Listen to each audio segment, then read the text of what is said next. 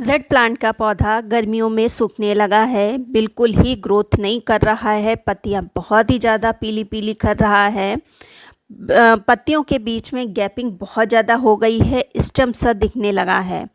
तो उसके लिए सिर्फ 2 खादें मैंने बताई हैं। इन दोनों ही खादों में प्लांट को कैल्शियम भी मिलेगा, नाइट्रोजन भी मिलेगा और प्लांट को फंगस से बचाने के लिए सुरक्षा कवच भी मिलेगी। तो कैसे आपको केयर करनी है गर्मियों में अपने जेड प्लांट की, साथ ही साथ अगर कटिंग आपकी लगती नहीं है तो बहुत ही सिंपल तरीका जिसका मैं अक्सर प्रयोग करती हूँ वो मैं आपको बताऊँगी। तो चलिए वीडियो को स्टार्ट करते हैं। सबसे पहले ये जो प्लांट्स आप देख रहे हैं ये मेरे फुल सनलाइट में रखे हुए हैं, बिल्कुल ओपन एरिया में, क्योंकि अभी ग्रीन नेट की व्यवस्था नहीं हो पाई तो बिल्कुल खुले में रखे हैं। और इस समय टेम्परेचर बहुत हाई हो रहा है, 40 के समथिंग जा रहा है। साथ ही साथ गर्म हवाएं भी चलने लगी हैं। तो इन प्लांट्स में तो कोई असर नहीं हुआ क्योंकि सब ये सटे सटे रखे हैं और लगभग डेली मैं शावरिंग भी इस पे करती हूँ, अच्छी ग्रोथ हो रही। लेकिन इसके विपरीत ये 2 प्लांट जो कि थोड़ा अलग रखे थे, लेकिन इनकी कंडीशन आप देख सकते हैं। तो अगर ऐसे आपके प्लांट हैं जिनमें कैपिंग बहुत ज़्यादा ब्रांचेस में दिख रही हैं तो आपको क्या करना चाहिए। देखिए, सबसे पहले तो देखिए ये दोनों प्लांट ये ऐसे हैं जिनकी मैंने रिपोर्टिंग अभी कुछ दिन पहले ही की। इसके रिपोर्टिंग करने के पहले तो इनकी कंडीशन और भी ज़्यादा ख़राब थी, बहुत ज़्यादा पीली पत्तियां हो रही थी। लेकिन रिपोर्टिंग करने के बाद एक भी अब पीली पत्ती नहीं हो रही। जितनी पीली पत्तियां हुई थी वो सब नई ग्रोथ होना स्टार्ट हो गया है। देखिए ऊपर से तो बिल्कुल अब घना होने लगा है, नई नई ग्रोथ स्टार्ट हो गई है।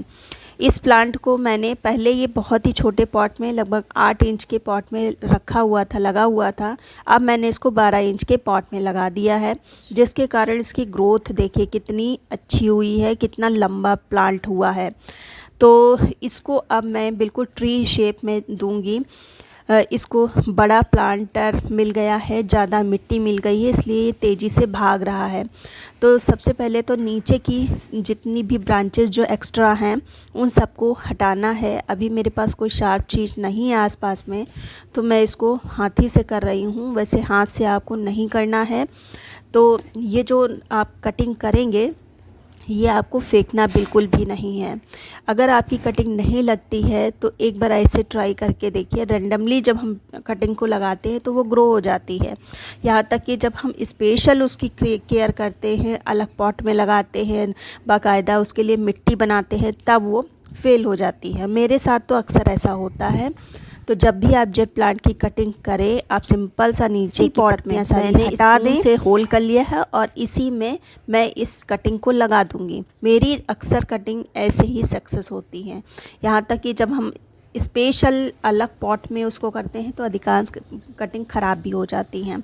तो इस तरह से आप भी करके देखिए। दूसरी चीज़, नीचे से मैंने कटिंग करी थी, एक्चुअली में ये थोड़ा बड़ा हो गया था। नीचे से 2 ब्रांचेस खूब मोटी मोटी सी निकली थी, तो रिपोर्टिंग के समय मैंने इसको कट कर दिया था। मुझे इसको ट्री शेप देना था तो मैंने नीचे से कट किया था और नीचे से फिर से ग्रोथ होने लगी है। तो नीचे की सारी ग्रोथ जो है वो सब हम हटा देंगे। अभी मैंने इसको पूरी तरह से शेप नहीं दिया है क्योंकि अभी मेरे पास यहाँ पर सीज़र वगैरह नहीं है, लेकिन जितना हाथ से हो सकता है उस सबको हटा देना है। नीचे से जितनी ग्रोथ हो रही है वो सबको हटा देना है। प्लांट को एकदम क्लीन कर लेना है। प्लांट को क्या देना है गर्मियों में, तो उसके पहले कुछ चीज़ें हैं जो आपको जान लेना है। ये प्लांट पहले ग्रोथ बिल्कुल नहीं कर रहा था, फिर मैंने इसको रीपॉट किया है, नई मिट्टी के साथ में लगाया, तब ये मतलब ग्रोथ इसने चालू कर दी है। तो अगर कोई पुराना प्लांट है और बहुत ज़्यादा पीली पत्तियां कर रहा है या ग्रोथ रोक चुका है तो आप देखिए कि उसकी रूट बाउंड तो नहीं हो गई है। अगर रूट बाउंड प्लांट हो जाएगा तो भी प्लांट ग्रोथ स्टॉप कर देगा, पत्तियां पीली होने लगेंगी। सबसे पहला तो देखिए यही कारण होता है। अगर रूट बाउंड प्लांट है तो उसको नए पॉट में और नई मिट्टी के साथ लगाइए। मिट्टी नहीं पाएगा तो जेड प्लांट बहुत तेज़ी से भागेगा। अगर रूट बाउंड नहीं हुआ है तो फिर कोई और प्रॉब्लम हो सकती है, जड़ों में इसके फंगस लग सकती है। तो फंगस के लिए अलग ट्रीटमेंट है। प्लांट अच्छा घना नहीं हो रहा है तो उसके लिए सिंपल सी टिप जो कि मैं अक्सर जेड प्लांट के वीडियो में बताती हूँ, आप ऊपर की जितनी भी टिप है उन सबको कट कर दें। जहाँ से कट करेंगे वहीं से न्यू ग्रोथ होगी और प्लांट आपका घना हो जाएगा। सिंपल तरीका है प्लांट को घना करने के लिए। जेड प्लांट ही नहीं और भी प्लांट्स इसी तरह से घने होते हैं, तो ये कर सकते हैं। अब अगर बात करें फर्टिलाइज़र की, तो फर्टिलाइज़र के पहले प्लांट की मिट्टी में फंगस वगैरह ना लगे उसके लिए आपको लेना है हल्दी। हल्दी देखिए सभी के घर में होती है और बहुत ज़्यादा नहीं लेनी है, सिर्फ आधी चम्मच। हल्दी सभी जानते हैं एंटीबैक्टीरियल, एंटी फंगल होती है और किसी भी तरह की प्लांट को नुकसान भी नहीं देती, साथ ही साथ प्लांट को फ़ायदा ही पहुंचाती है। दूसरी चीज़ लेनी है नेस्कैफ़े। ये इसमें मिल्क मिक्स है, तो मिल्क मिक्स वाला मैंने लिया है क्योंकि इसमें मिल्क में कैल्शियम भी पाई जाती है, तो इसलिए मैंने सिर्फ आधी चम्मच इसको लिया है। टोटल 1 चम्मच हो गया है और 2 प्लांट्स के लिए मैंने ये लिया है। सभी चीज़ें जो भी मैं बता रही हूँ, तीनों चीज़ें टोटली फ्री की हैं। आप किचन से निकाल के अपने जेड प्लांट को दे सकते हैं। दोनों को मिक्स कर लेना है और अपने प्लांट को दे देना है।